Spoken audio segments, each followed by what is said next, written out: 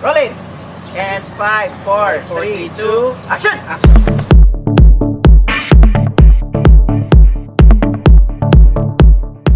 Grateful, thankful sa GMA dahil pinagkatiwalaan nila sa akin yung role na to. Siyempre, minsan ka lang mabigyan ng ganitong opportunity. So, siyempre, sobrang blessing siya. At siyempre, sobrang excited para sa project na to.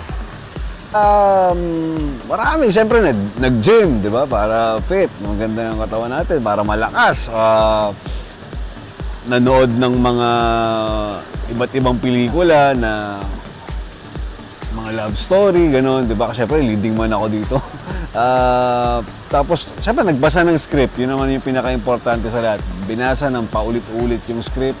Nag-memorize ng lines. Inalam yung character ni Manuel. Inalam yung background ng buong kwento. So, yun. Yung preparation. CV na nakatrabaho ko na siya way back pa. Nung mga nagtatalent pa lang ako. Attorney niya ako noon, parang naalala ko sa kabila. Yun.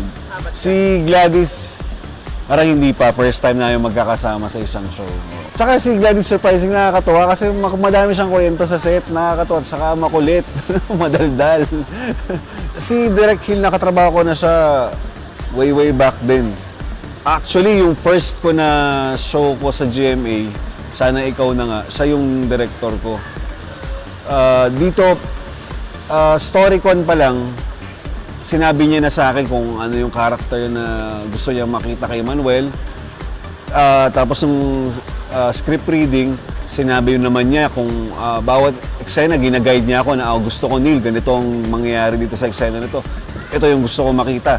Ngayon, bawat scenes naman na kinukuha natin every taping day, ganun din lang siya mag-guide. Sasabihin lang niya, ito yung intention mo sa eksena na to, ito yung gusto kong makita, ito yung gusto kong maramdaman. So, mas klaro bilang aktor na simple lang yung mga instructions na binibigay. Mas madaling sundin, mas madaling ipakita at gawin. Ako po si Neil Ryan Sese na gumaganap bilang Manuel. Patuloy po kayong manood ng Cruz vs. Cruz sa GMA Afternoon Prime.